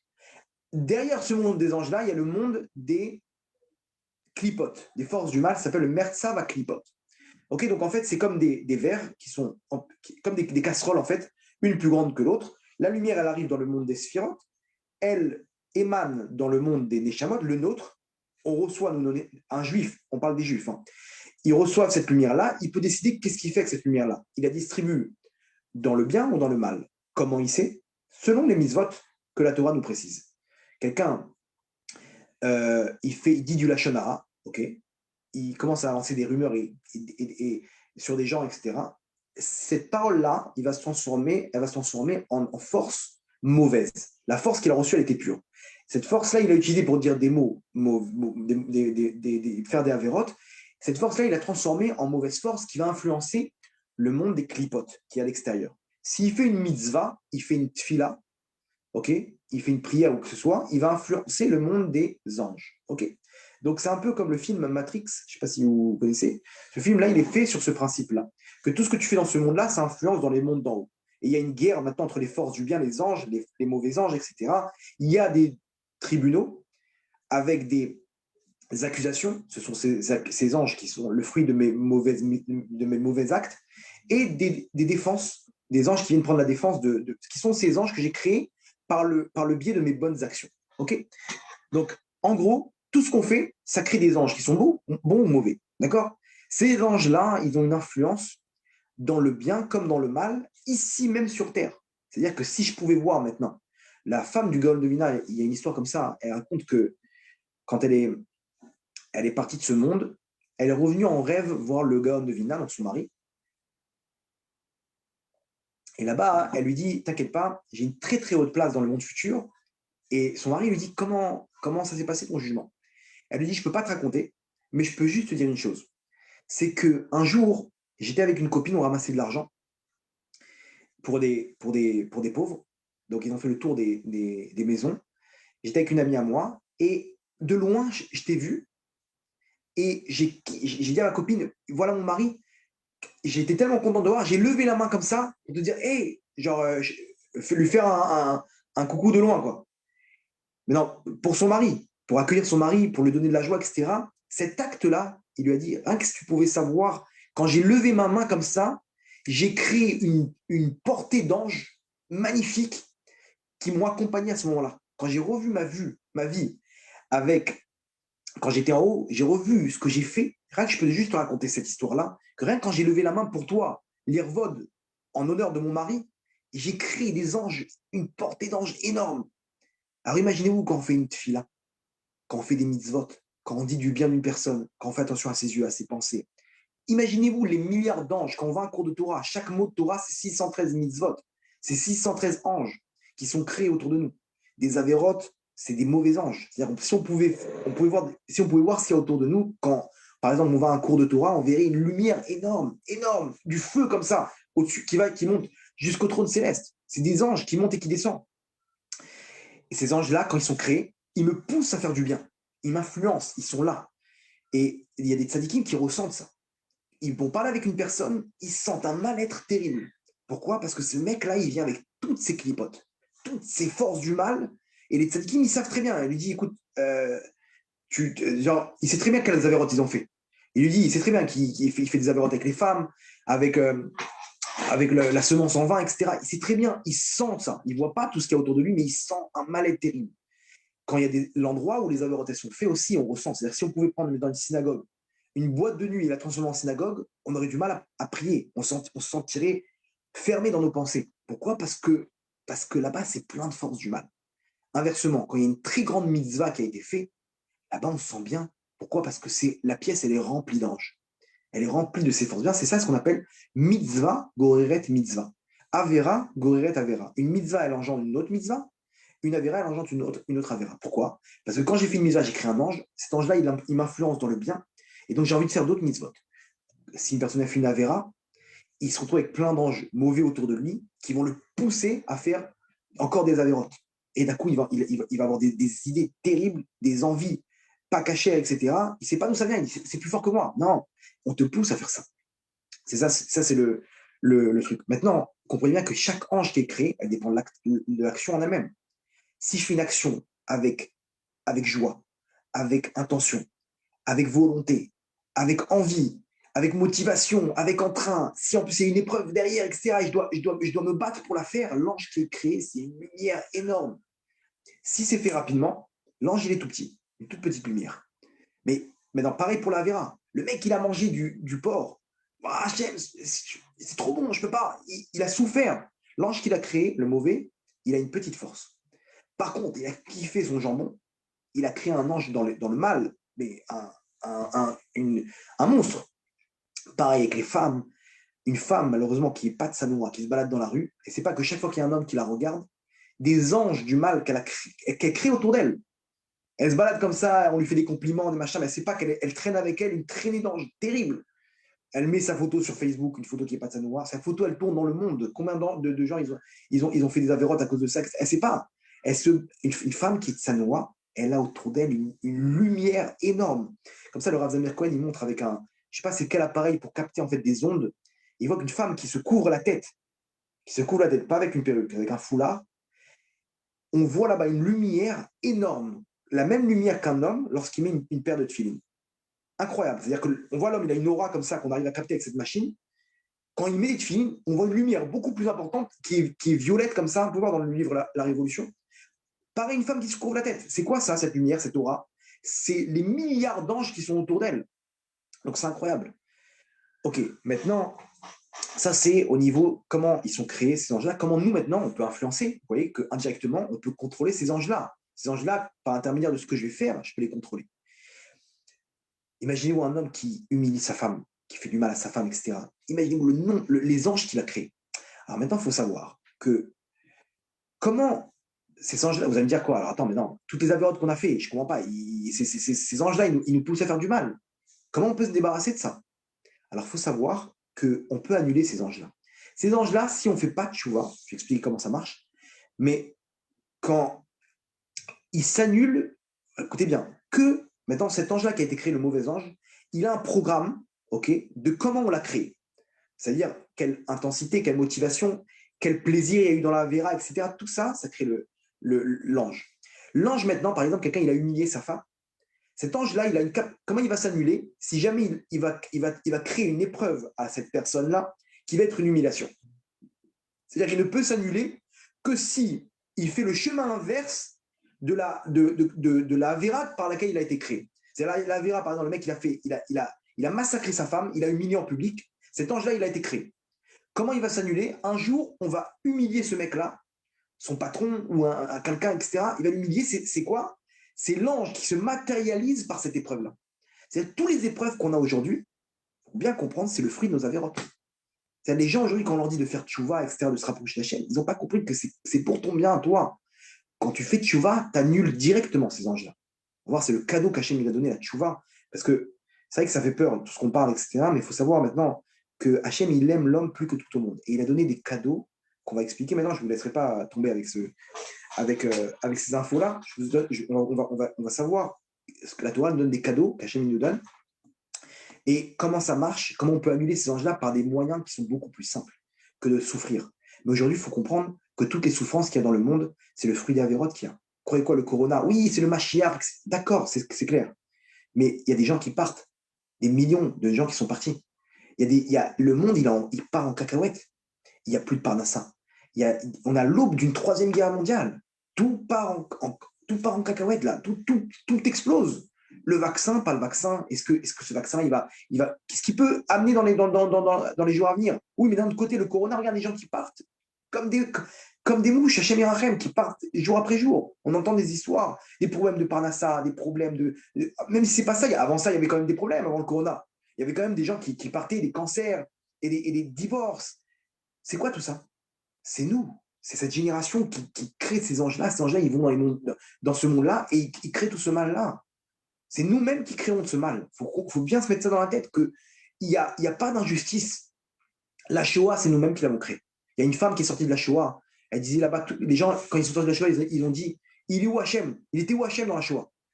Elle dit, moi, je vais répondre à ces gens-là. Moi-même, j'ai été à Auschwitz. Et je vais vous dire, il était où Hachem? Il était où Hachem? Je vais vous répondre. Il était où l'homme avant la Shoah? Les hommes, ils étaient complètement intégrés là-bas avec des Allemandes. 80% de Juifs à Berlin qui étaient mariés avec des Allemandes ou des Allemands avec des Juifs. 80% comment dire, bref, de juifs qui étaient mariés avec des goths, excuse-moi, Assimilation. d'assimilation, cherchez le mot, merci. 80% à Berlin d'assimilation. C'est grave. Aux États-Unis, vous pensez qu'il y a quoi? C'est pareil, c'est une Shoah spirituelle. Alors après, on se pose la question, on dit oui, mais il était où? Il était où Hachem? Mais Hachem, il n'a rien fait. Ce qui s'est passé aux Juifs là-bas, c'était des démons. C'était des démons. On ne peut pas comprendre, mais il faut savoir qu'il n'y a rien sans rien. Il n'y a rien sans rien, c'est des Gilgoulim d'avant, etc. C'est clair que quand je fais un acte par rapport à mon tikkun de ma neshama, l'ange qui est fait, il est beaucoup plus grand que si ce n'est pas mon rôle sur Terre. Ça, faut bien comprendre. Mais en tout cas, une personne, il faut qu'elle sache que ce qu'elle fait quand elle fait Shabbat, elle se rend service qu'à elle-même. Elle n'est pas en train de rendre service au Rav, ni au Chabad qui est en train de lui mettre les tefilines maintenant. C'est pour toi, Habibi. Le Rav, il n'a pas comment dire, des pourcentages sur tes mitzvot. Il est content parce qu'il t'aime, il aime l'homme Israël, il connaît tout ce qui se passe maintenant et il ne veut pas que tu souffres. Maintenant, il faut savoir que ces anges-là, quand la personne ne peut pas trop souffrir, parce qu'elle va craquer, donc ces anges-là, ils ne peuvent pas tous s'annuler. Et qu'est-ce qui se passe à ce moment-là? Ces anges-là, ils attendent à la fin, après 120 ans. Ce qui s'appelle le kafakela. Là-bas, il est marqué quand la dernière personne, on vient d'enterrer la personne, la dernière personne, elle a quitté le cimetière, il y a marqué que 4 anges. Ils viennent, ils prennent chacun un bras et des pieds, et ils sortent la neshama du tombeau, du kever, là-bas. Et ils sortent la neshama de la tombe. Et tous les anges maintenant qui n'ont pas été annulés, ils vont se venger sur lui pour s'annuler. Vous vous rendez compte de quoi on parle? C'est ce qui s'appelle pendant des mois et des mois, les gens ils sont poursuivis, des Neshamot qui errent dans ces mondes-là, qui n'arrivent pas à trouver le repos. Il y a, peut-être qu'on fera un cours sur ça, bien dire comment aider ces gens-là. Tous des cours de Torah qu'on fait, quand on dit Leilou Nishmat. Vous savez ce que ça fait? C'est incroyable ce que ça fait à la Neshama, comment ça la protège. Il y a des tikkunim à faire pour protéger, tikkun aniftarim, ça s'appelle, pour protéger ces gens-là, etc. Les gens, ils viennent en rêve dire aux gens, c'est bon. Bon, prochaine, tu m'as amené dans la place dans le Gan Eden. Le Kaddish, on va faire un cours de sur ça. J'ai eu des demandes aussi sur le Kaddish, etc. De faire, pas une Ascara, on fait des brachot. Non, qu'il y a un cours de Torah là-bas. Les brachot, c'est bien, mais c'est très faible. La Torah, c'est ça qui fait monter la Neshama, qui la protège. Vous comprenez qu'ici, il faut, ces anges-là, il faut les annuler. C'est ou dans ce monde-là, ou après, ou des accusations, ou Guéinam, etc. Donc, comment les annuler maintenant? Hachem nous a donné un cadeau, ce qui s'appelle la tchouva. Regardez bien, les rabbinim, ils parlent que de ça. Hachem, il est en train de retourner le monde aujourd'hui et il fait peur aux gens. Pourquoi? Pour nous rendre service. Parce que quand on va faire tchouva, sachez que la tchouva, elle annule ces anges-là. Il n'y a plus d'épreuves. Alors, c'est faux de dire qu'il n'y a plus d'épreuves, parce que je vais vous expliquer le système. Le système, il est comme ça. Quand une personne a fait tchouva, je rappelle, c'est quoi la tchouva? La tchouva, ça prend 20 secondes. Tu lèves les yeux vers le ciel, tu dis Hachem, j'ai fauté. Oui, je suis tombé avec cette fille-là. Tu décris ton avéra. Tu prends sur toi de ne plus recommencer. Même si tu sais que tu risques de retomber, maintenant à l'instant T, tu veux recommencer. Non. De prendre sur toi de ne plus recommencer. Donc, c'est présent. Qu'est-ce que j'ai fait maintenant? Futur, je prends sur moi de ne plus recommencer. Passé, je regrette la Avera. Je regrette. C'est-à-dire, si tu pouvais revenir en arrière, tu aurais fait ça? Non, je regrette. Tu as fait ces 3 étapes-là, ok, en demandant pardon aussi à Hachem. À ce moment-là, la Avera, elle est effacée. L'ange, bye bye. Il disparaît. Quand tu as fait cette Avera-là, il s'annule. Donc, l'épreuve qu'il aurait dû avoir en s'annulant, parce qu'on a dit que l'épreuve, c'est la matérialisation de cet ange-là qui s'annule. Ok? Cette épreuve-là, elle n'existera jamais. Alors, il faut savoir que ça marche que sur un type de Averot, c'est ce qu'on appelle les mitzvot assez. Tout ce qui est ordre de la Torah, où il n'y a pas là-bas de karet, de retranchement du Ham Israël. Par exemple, le mec, il a oublié de mettre les tefilines. Il n'a pas mis les tefilines. Ok? C'est un assez, c'est une action positive. Ça, il fait tchouva, comme on a expliqué maintenant, l'ange qui a été créé par le fait qu'il n'a pas mis les tefilines, il disparaît immédiatement. Maintenant, il y a un deuxième type de Averot, c'est les lavim. Lavim, où il n'y a pas de Ryu, Mita et de Karet. Ok, donc ça, c'est Rambam Ilchot Tchouva qui décrit ça. Les lavim, c'est tout ce qui est les actes négatifs. Ne fais pas. L'otatoru acharé de ne pas regarder une femme, comment dire, quelqu'un qui a des mauvaises pensées, etc. C'est des lavim de Oraita, c'est des interdits. Ça, il faut qu'il y ait tchouva, mais la Avera, elle est en suspens. C'est-à-dire cet ange-là, il ne peut rien faire. Il est neutralisé, mais il n'est pas annulé. Quand est-ce qu'il est annulé? Jusqu'à Kippour. Kippour, il est annulé.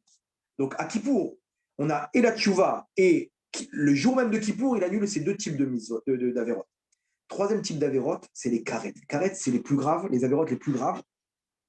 C'est par exemple manger à Pessah du pain. Shabbat, transgresser Shabbat, c'est des karet. Les gens, ils n'ont pas compris. Ils ne savent pas que c'est hyper grave le Shabbat. Kippour, manger à Kippour. Nida, un homme, il va avec une femme, même sa femme à lui, elle ne s'est pas trempée au mikvé, il fait un interdit de Nida, c'est des chiyuv karet. Manger du chelev, de la graisse, la graisse là-bas, il y a des endroits dans l'animal qu'on n'a pas le droit de manger, c'est aussi des karet, etc. Ça, c'est des retranchements du Ham Israël. Alors ça, pour réparer, il faut faire tchouva, kippour et passer par des souffrances, par des épreuves. C'est que ces trois choses-là qui annulent ces mitzvot. Le mec, il a fait tchouva, suspend jusqu'à Kippour. Kippour suspend jusqu'à que ces anges-là, ils s'annulent, malheureusement. Ça, c'est inévitable. Toutes les épreuves qu'on a aujourd'hui, ça vient de ces choses-là, des chiyuv et karet. Parce que les gens, ils font tchouva. Dans leur cœur, ils regrettent. Même si dans sa pensée, il a fait tchouva, il dit je regrette quand j'étais jeune ce que j'ai fait. Ça marche. Ça tient comme une tchouva. C'est bancal, mais ça tient quand même pour l'homme, comme tchouva. Mais il est clair que quand il fait tchouva, alors s'il fait tchouva avec des larmes, ça déracine tous ces avérotes-là. Parce que plus la tchouva elle est grande, plus le nombre de danges il est annulé. Maintenant, les chiyuv karet, ça passe, qu'on a dit là, de retranchement du Israël, ce qu'on a cité, surtout les harayot aussi. Harayot, quelqu'un qui va voir, c'est quoi les harayot, etc. C'est ça qui crée des anges qui sont très très forts, très très durs à annuler, qui s'annulent que par des souffrances. C'est-à-dire quelqu'un qui ne fait pas Shabbat, il n'a pas compris. Et, des fois, des gens ils disent ouais, j'en ai marre, j'ai pris sur moi Shabbat et ça ne marche pas. Mon magasin, il ne tourne pas. Mais pourquoi? Parce que cette épreuve que tu as de Parnassa maintenant, elle vient réparer tous les chilou Shabbat qu'il y a eu, tous les profanations du Shabbat qu'il y a eu avant. Donc ça veut dire que tu vas tout nettoyer maintenant, tu vas passer une petite période de galère sur le Shabbat, mesure pour mesure, parce qu'on a dit que l'ange, il s'annule que en faisant le chemin inverse. Tu as transgressé Shabbat, tu vas prendre sur toi Shabbat, c'est là-bas qu'il y aura des embrouilles. C'est là-bas qu'ils vont s'annuler, ces anges-là. Et lui, qu'est-ce qu'il dit? Il dit, bah tant pis, moi j'arrête Shabbat, j'ai pris sur moi Shabbat. Mais Habibi, tu comprends pas que maintenant, tu es en train de te réparer les anciens profanations de Shabbat, tu replonges. Tu n'as pas compris que c'est interminable. Donc, ces gens-là, il faut savoir qu'ils ne rendent service qu'à elles-mêmes. Quelqu'un qui arrête avec sa Goya ou qui arrête ces avérotes-là, c'est pour toi, Habibi. Pourquoi? Parce que là, maintenant, tu pars dans des avérotes terribles.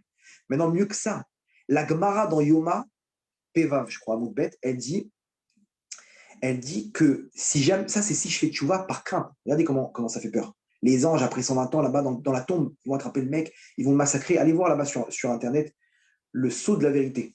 Là-bas, quelqu'un qui raconte, qui est mort cliniquement, il raconte ce qu'il a vu après. Il a vécu tout ça. Les anges qui sont venus, qui représentaient chacun une avéra qu'il a fait, et il pleure. Le mec, il raconte, il est en train de pleurer.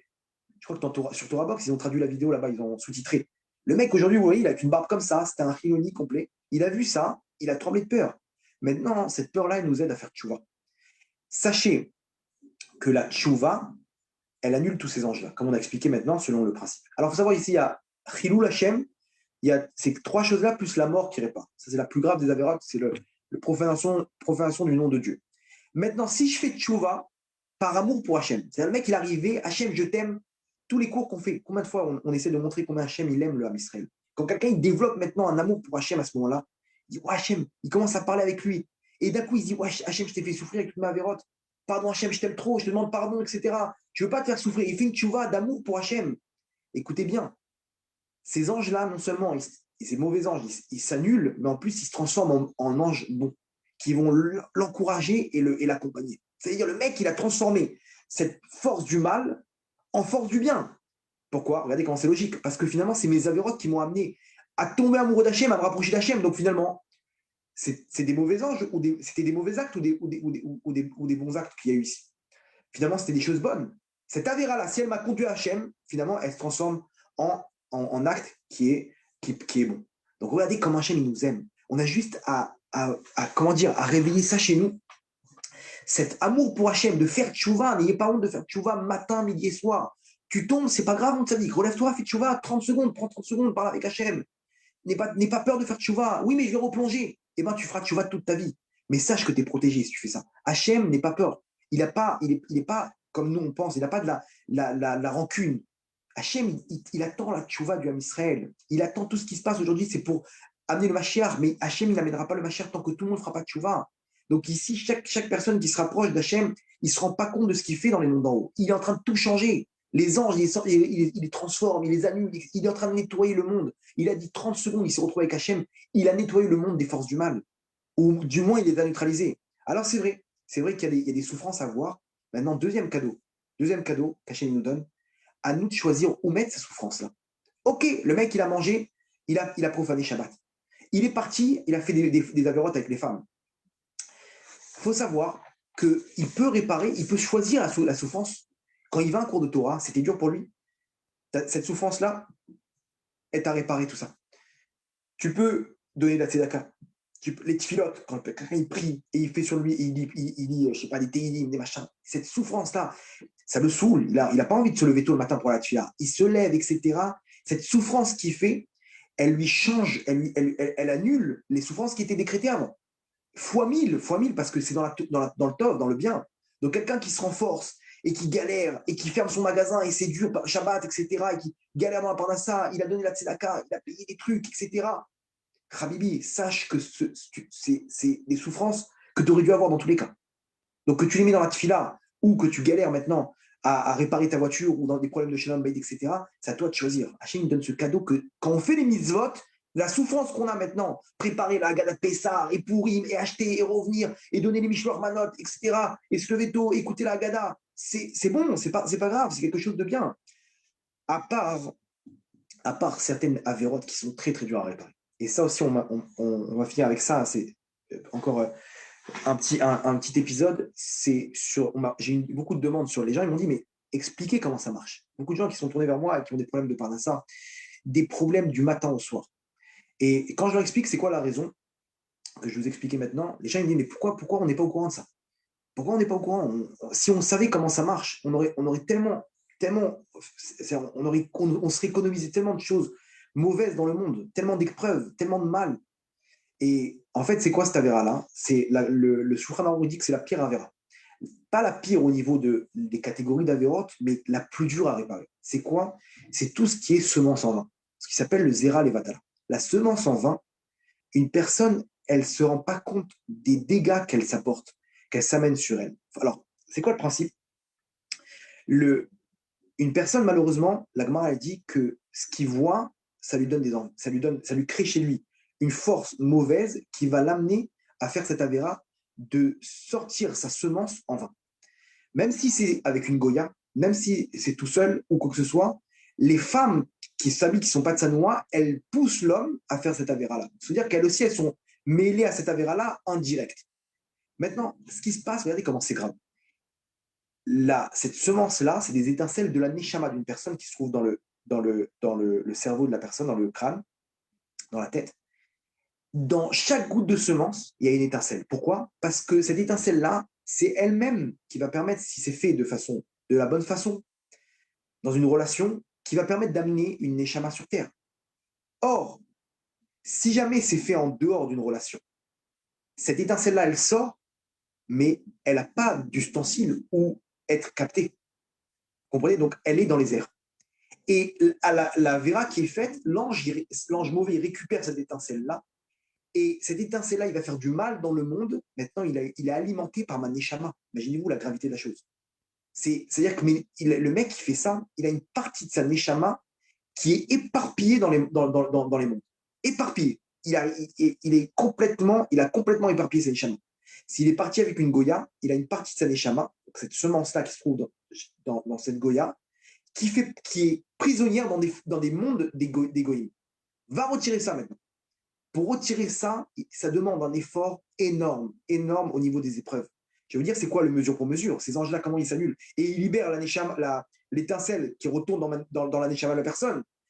Ils font exactement mesure pour mesure ce que tu leur as fait. Toi, tu les as créés, ok? Maintenant, ils te demandent de la parnassa. Maintenant, tu m'as créé, ok? Spirituellement, tu as créé cet ange-là. Il te dit, maintenant, donne-moi ma parnassa.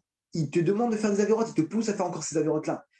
Si tu ne lui demandes pas, mesure pour mesure, comment il s'annule? Par des problèmes de parnassa.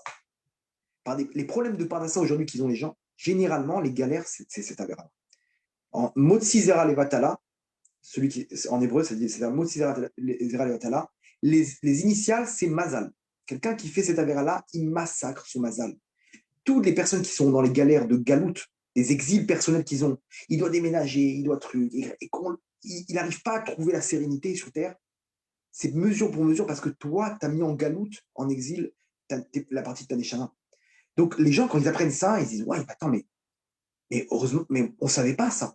Et combien de gens, quand ils me décrivent leurs problèmes, je lui dis, tu as fait cette avéra plusieurs fois ou pas? Involontairement ou volontairement? Je dis, bah oui, bah, sache que c'est ça le problème. Volontairement, c'est encore pire, mais involontairement aussi, ça arrive. Malheureusement, une personne, elle se réveille, etc. Il voit dans la rue du matin au soir, dans les films, etc. Au bout d'un moment, il tombe. Il tombe. Et donc, ne vous inquiétez pas, je ne vais pas vous laisser sans solution. La Torah nous donne des solutions. Alors, comment ramener ces Neshamot-là chez nous? Bien entendu, accompagné de Tchouva, comme on a dit. Maintenant, ces épreuves-là, c'est les pires. Aujourd'hui, c'est l'épreuve de la génération. Le Zohar, il dit c'est une avéra qu'il n'y a pas de Tchouva dessus. Alors, comment ça, il n'y a pas de Tchouva? Il y a Tchouva sur tout. Non, c'est pour dire que la Tchouva, elle est très dure, en fait. La Tchouva, comme ça, on ne peut pas la faire. Comment ramener ces étincelles-là? Je vais vous dire, il y a deux chemins. Alors, deux chemins, et même les femmes, elles sont concernées. Parce que les femmes, quand c'est elles qui provoquent ça chez l'homme, elles ne savent pas que l'homme, quand il regarde une femme, il a des envies terribles. Si une femme, elle savait ce qui lui traverse l'homme dans la tête à ce moment-là, quand il regarde son décolleté, elle irait s'habiller tout de suite. Elle est naïve, elle se dit, mais quoi, au contraire, il m'a bien parlé, il m'a donné des compliments, etc. Mais lui, dans sa tête, il lui passe les pires avérotes de la terre, les pires scènes de la terre. Et à ce moment-là, il ne peut pas faire cette avéra-là. Il est limité. Donc, qu'est-ce qu'il fait ça? Qu'est-ce qu'il fait? Il fait ça tout seul. C'est cette femme-là qui a aussi cette avéra-là et qui, comment dire, qui provoque ces mauvaises forces. Alors, comment réparer? Il y a deux chemins. Il y a un chemin court, un chemin long.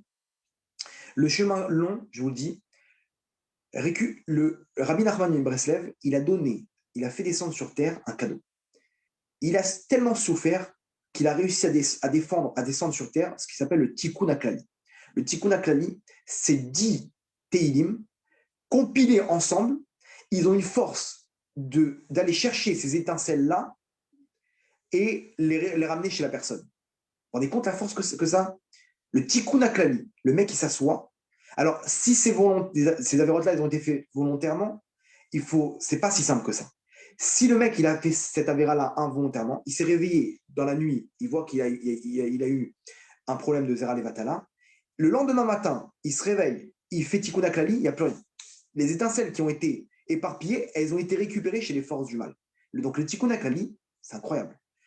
Le mikvé a la possibilité d'éloigner ces anges-là, comme on a expliqué. L'eau, elle a une puissance pour éloigner ces anges-là et donc permettre à la personne de ne pas refauter dans ça. On a quoi aussi? Alors ça, c'est une arme incroyable. C'est pour ça qu'il y a beaucoup de gens qui ne font pas ça, mais ça s'appelle de faire le schéma avant de dormir. Créa schéma à la mita. Alors, il faut savoir, écoutez bien, je vais vous donner ce que la Kabbalah dit quand on dit, donc schéma, on fait le schéma avant de dormir. Quand on dit Baruch Shem Kevod Malchuto Leolam Vaed, quand on dit le Vaed, il faut avoir une pensée. Qu'à ce moment-là, écoutez bien, il y a deux épées spirituelles qui descendent et qui vont détruire jusqu'à 1125 corps qui ont ces étincelles-là, qui vont les détruire, récupérer ces étincelles-là et les remettre dans les mondes dans la neshama de la personne. C'est-à-dire, quand je dis le dernier mot Vaed, il faut penser qu'il y a deux épées qui descendent, Cherev Pipiot Beyadam, ok, Cherev Elion et Vetarton, qui descendent, et il faut s'imaginer, c'est Marvel super-héros, hein, mais il faut s'imaginer que ces épées-là, elles vont détruire tous ces anges-là, une grande quantité, ok, des milliers, et qui vont récupérer, ça dépend de la kavana de mon schéma, qui vont récupérer ces étincelles-là et qui vont les remettre dans ma neshama. Vous vous rendez compte de la force du Kriyat Shema à la Mida? Ça, c'est une arme absolue. Et on a dans la Mida qu'on dit Mekabetz nitré amo Israël, de réunir ceux qui sont éparpillés du Ham Israël. Donc le sens simple, c'est quoi? C'est que les Juifs, ils reviennent dans leur terre. Il faut aussi qu'ils fassent tchouva. Mais aussi, il faut penser à ce moment-là, il faut avoir la kavana de réunir aussi les étincelles qui sont éparpillées de Maneshama. Ces étincelles-là, il faut les récupérer. On a aussi la sixième montée, le Shabbat. Ça a une force terrible pour amener ces étincelles-là, pour réparer le Tikkun Abrit. Le Zimoun, quand on fait le Birkat Amazon, si on est trois, de faire ça avec le vin. Sur le vin, le Zimoun a 3 personnes. Le vin qu'on va boire derrière, il équivaut à 1000 sixième montée. Vous vous rendez compte? Énorme. C'est des choses que personne ne fait ça. Le Zimoun a 3 personnes, ils le font comme ça, mais personne ne fait avec le vin. Pourquoi? Parce que c'est là-bas que se trouvent les trésors. On a quoi aussi? Kol Nidré, à Kippour aussi, avec le Sefer Torah, ça répare. Ça, c'est le chemin long. Donc, tous les jours, on fait quelque chose, un petit tikkun aklali, etc., un petit mikvé, tant qu'on peut, Kriyat Shema avant de dormir, etc. Au bout d'une certaine période, je ne sais pas, ça dépend combien la quantité d'avérotes qui a été fait, on ramène les étincelles. Donc, il faut commencer dès maintenant. Le chemin court, c'est quoi? Donc, ça, c'est long. Ça peut prendre plusieurs mois, plusieurs années. OK? Mais il faut commencer. Dès maintenant, ça commence à se nettoyer. Deuxième chose, c'est le chemin qui est court, c'est quoi? C'est ce qui s'appelle Tikkun HaShovavim. Alors ça, je l'ai fait avec plusieurs personnes. Ces gens-là, après plusieurs mois, ils m'ont appelé pour me dire que leurs épreuves, ils avaient des épreuves terribles. Ils ont fait ce Tikkun-là, cette réparation, qui s'appelle Tikkun HaShovavim. Ok. Ils ont, en quelques mois, ils ont changé leur mazal d'une extrémité à l'autre. C'est quoi ce Tikkun HaShovavim? La Kabbalah, elle nous donne comme ça un cadeau que le Harizal lui donne. Il nous donne chaque Avera, donc c'est surtout pour le Zera Levatala, les Harayot, Nida, Goya, etc. Il nous donne un menu de combien de jours il faut jeûner pour réparer. On a dit que ces Averotes-là, il faut souffrir. Quand quelqu'un y jeûne, il répare une tonne d'Averotes comme ça. Maintenant, il te dit, sache que par exemple, le Zera Levatala, c'est 84 jeûnes. Si tu arrives à jeûner dans ta vie 84 jeûnes, ok, du matin au soir, cette Avera-là, elle a disparu. Vous allez me dire, ouais, c'est un cadeau, mais va jeûner 84 jours. Surtout que cet Avera-là, il y a 5 Avérotes, donc c'est 84 fois 5, c'est 420 jours de jeûne. Nida, c'est plus de 200, 285, je crois. Goya aussi. Le mec, il a fait 3-4 Avérotes comme ça. Il a 700 jours de jeûne à faire. Je vais dire, mais t'es marrant, comment je fais? C'est 3 ans de jeûne. Tu rigoles ou quoi? Comment je fais? Alors, le Harizal, il a donné le menu. Le Ben Ishra, il vient derrière, il dit, regarde, le Harizal lui-même, il dit, si tu jeûnes 2 jours d'affilée, ça compte comme 27 jours de jeûne. Un truc du genre, je ne me rappelle plus très bien les trucs. Donc, le Ben Ishra, il dit, le Harizal, il a montré par là qu'il y a des raccourcis. Maintenant, il y a un raccourci qui s'appelle comme ça, le Ben Ishra, il s'appelle Pidion, le rachat des jours de jeûne. C'est quoi le rachat des jours de jeûne? Écoutez bien. Le mec, disons qu'il a 700 jours de jeûne à faire, ok, pour réparer toutes ces avérotes-là. C'est-à-dire qu'il a fait ça, il a plus ces avérotes-là. Le Ben Ishra, il dit, il fait un seul jour de jeûne, et les 699 autres jours, tu les rachètes avec de l'argent. Comment? Il te dit, combien tu aurais payé maintenant, combien tu aurais été prêt à. Quel est le minimum que tu aurais pu manger pour ne pas jeûner? Le mec, il te dit, moi, tu me donnes une tranche de pain, un truc à tartiner, si je peux avoir ça au lieu de jeûner, ça me suffit. C'est ça que tu dois payer, ok? C'est-à-dire le prix d'un repas par jour. C'est ça que tu dois payer à la place d'un jour de jeûne. C'est-à-dire que là, tu as 700 jours de jeûne à payer. Le repas minimum, on va dire, c'est 5-6 shekels, ok? 1 euro, 2 euros. Ça dépend si la personne, si elle a plus ou moins de moyens. C'est 2 tranches de pain avec un truc à tartiner. C'est quoi? C'est 5 shekels, 6 shekels. Tu multiplies pas ça par le nombre de jours de jeûne que tu dois faire et tu rachètes ça comme si tu as jeûné tous ces jours de jeûne-là. Alors, c'est vrai, ça peut chiffrer si le mec il a fait plein d'avérotes. Ça monte à 700 fois 5 shekels. Il arrive à combien? Vous imaginez 3500 shekels. C'est vrai. Mais cette souffrance de tzedaka-là, combinée avec le jour de jeûne, il y a quand même un jour de jeûne à faire. Ça vient réparer toutes ces avérotes-là, à la place de 700 jours de jeûne. Il y a une troisième chose à faire, c'est quoi? C'est faire un mincha avec un anénou spécial là-bas du jeûne, selon la Kabbalah. Là-bas, quelqu'un qui sait faire bien ça, il remet tous les mondes à leur place et ton mazal, il est changé. À ce moment-là, ça a coûté un jour de jeûne, quelques centaines d'euros, et c'est terminé. Le mec, il a réparé ce qui s'appelle Tikkun HaShovavim en une journée.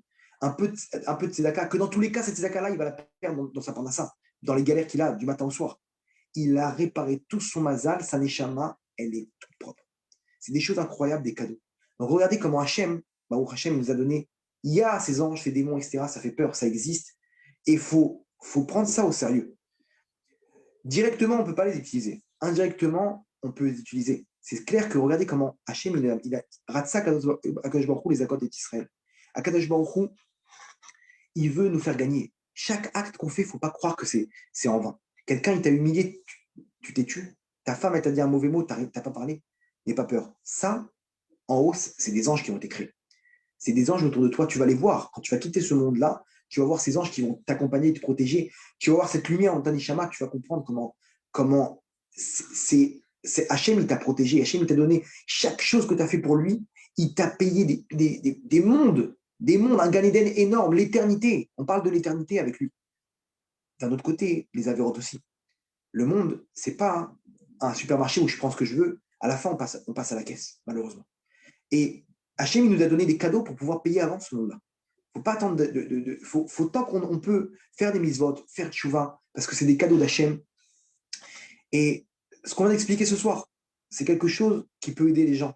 J'ai eu beaucoup de demandes pour savoir, mais expliquez-nous comment ça marche. Et si j'avais su ça avant, déjà, c'est sûr que j'aurais limité plein d'avérotes. Mais en plus, si je savais comment réparer, mais j'aurais fait ça depuis longtemps, j'aurais déjà réparé depuis longtemps. Et les gens qui font ça, leur vie, elle change. Pourquoi? Parce qu'on a expliqué le principe. Tout le mal qu'il y a sur Terre, toutes les épreuves qu'il y a sur Terre, c'est le fruit de mes avérotes. Quand j'annule mes avérotes, comme on a expliqué ce soir, j'annule les anges qui ont été créés, qui eux-mêmes créent ces épreuves-là. Et à ce moment-là, tout rentre dans l'ordre et la personne, elle vit bien avec Hachem. Et donc, il faut se remplir d'amour pour Hachem, pour faire tchouva, mais avoir besoin d'Hachem. Pour nous et pour tout l'âme Israël, pour avoir la Géoula de Rachamim. Amen, amen. Chazak ou Chazak ou beaucoup. Merci beaucoup. On va encore retourner par la puissance des mots, très honnêtement. On va voir s'il y a des gens qui ont des questions sur ce cours-là, qui se manifestent. Alors, normalement, ils sont beaucoup plus... Ils peuvent, après, ceux qui verront le cours après, ils peuvent poser des questions après, quoi. C'est pas grave, c'est pas en direct. Exactement. Vous pouvez envoyer toutes vos questions au Rav directement sur sa page Facebook ou même contacter Chloé, Simcha, qui est sur le direct aussi, qui peut vous donner tous les coordonnées. Bon, vu l'heure tardive et le fait qu'il n'y ait pas de questions, je vais vous souhaiter une bonne soirée. Merci beaucoup. À très, très bientôt. Merci à vous. Chazak ou Baruch, j'attends que des bonnes choses. Plaisir. Avec plaisir, en tout cas. Merci beaucoup à tous et une bonne soirée. Au revoir. Ciao. Au revoir.